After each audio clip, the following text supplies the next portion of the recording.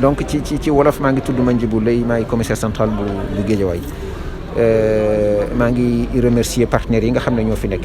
représentant ISIP Intermonde ak les comités de veille les bajenu gox vraiment tous les acteurs yi nga xam ne ñoo fi nekk ci bés bi nga xam ne li ko waral rek li ko sabab mooy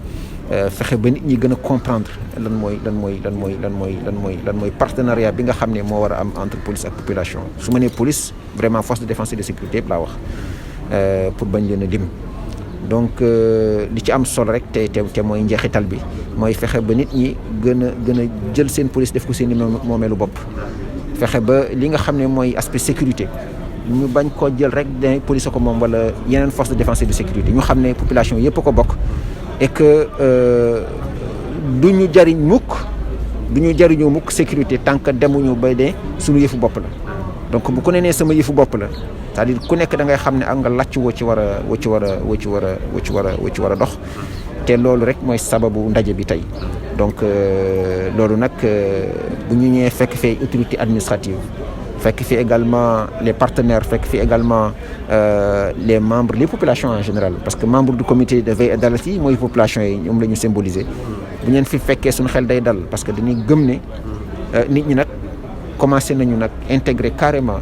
ce concept de police de proximité ce lien de partenariat qui doit exister entre la police et les populations donc loolu vraiment ñu ngi koy ñu nemmeeku woon fan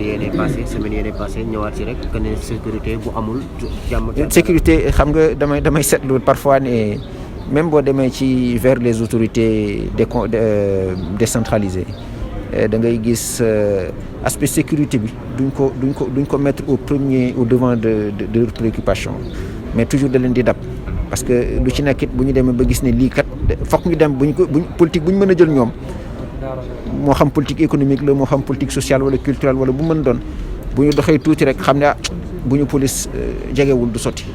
wala bu ñu yeneen force de défense et de sécurité yi jegewul du sotti dañuy daal di desiwaat li mu bëgg a wax rek mooy dañu war a prioriser l'aspect sécuritaire ci lépp lu mën a doon bu ñu ko deful du sotti parce que mënoo envisager benn développement te amul sécurité mënoo envisager politique bu sotti te amul sécurité moo envisager politique bu mu mën doon nag politique économique politique culturelle politique sociale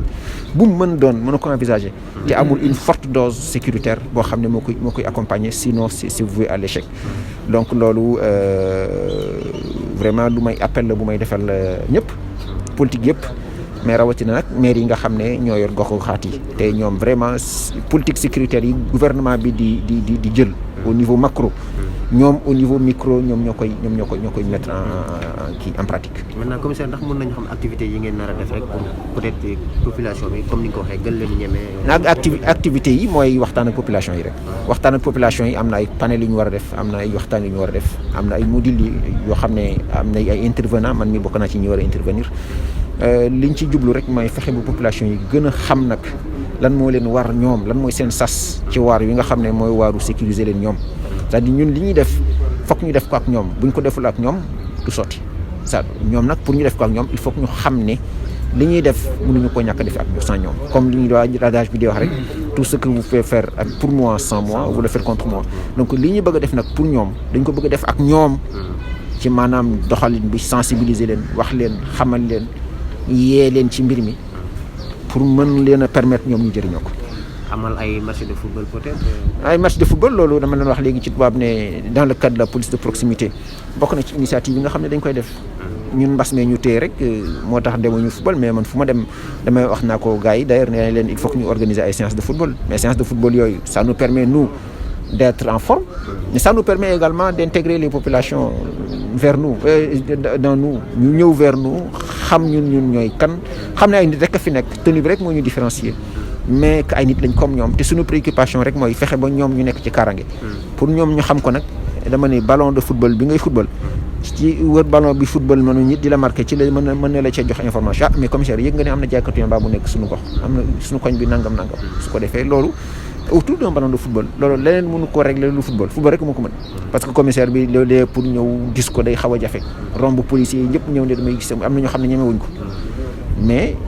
occasion la parce que football moom amul dara lu ko gën a démocratique ñun ñëpp maillot la ñuy sol maillot bi benn lay doon donc tànk beeg ñëpp amaana sax ñu gën a dàq football commissaire donc voilà pour wax la ne lu démocratique la loo xam ne ça nous permet effectivement de régler des questions sécuritaires yoo xam ne malheureusement yàgg na ci yenn gox-goxaat moo xam jaaykatu yàmba la bu fa nekk moo xam ab sàcc la moo xam ku mu mën doon c'est autour d'un ballon de football que nit ñi di la wax ne la suñu koñ bi am na nangam ak nangam ak nangam su ko defee nga réglé ko te kenn du xam ne di wala wax. Voilà. Merci beaucoup. Jërëjëf. D'abord, cette interview me donne l'occasion de remercier tous les partenaires, les représentants de l'ICIP ici présents, d'Intermonde, des différents comités de veille et d'alerte, les collègues également, le chef du poste de police de Wakhinane est là derrière moi, et de l'ensemble des partenaires. La quintessence de cet atelier, c'est de mieux renforcer la dialectique sécurité et population, mieux faire comprendre aux populations que la sécurité n'est pas l'apanage exclusif des forces de défense et de sécurité, mais que c'est dans le cadre d'une démarche holistique, une démarche participative qui permet à l'ensemble des acteurs, police comme population, de participer à l'effort de sécurité.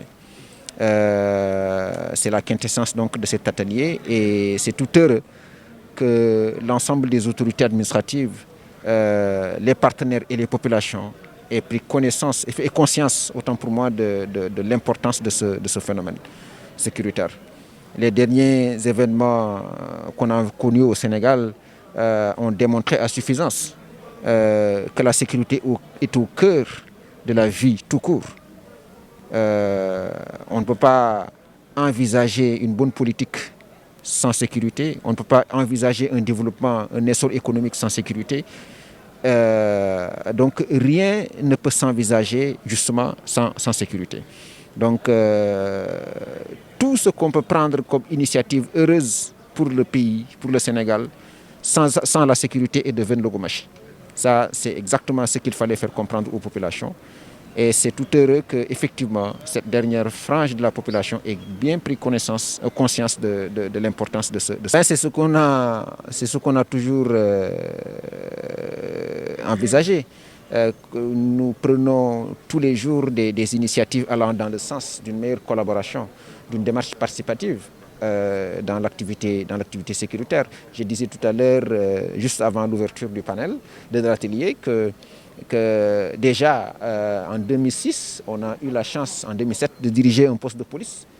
qui est intégré au cœur des populations. Donc ça, c'est dans la vision de la police de proximité. Et nous prenions à l'époque des initiatives que nous continuons d'ailleurs à prendre, allant dans le sens d'inviter les populations à venir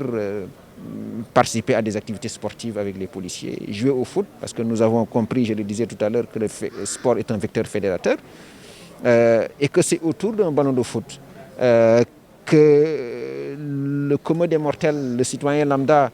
qui ne pouvait pas accéder au commissaire en temps normal, aussi autour d'un ballon de foot, qu'il peut accéder à lui, et que le ballon de foot est devenu une mine d'information, vraiment une mine d'information, une mine de renseignements, qui permettait justement au commissaire de police de mieux affiner sa politique sécuritaire et de mieux aider ces populations-là à les sécuriser. Donc c'est entre autres initiatives, parce qu'on organise parfois aussi des repas de corps à l'occasion desquels on invite les populations qui viennent manger avec nous. Ça c'est pour dire aux gens que vous n'avez pas besoin d'avoir peur de la police. La police, on ne doit pas avoir peur d'elle. On doit s'en approcher, on doit mieux la connaître, on doit s'approprier sa police. Et c'est exactement ce qu'il fallait faire comprendre aux populations et je pense qu'ils l'ont très bien.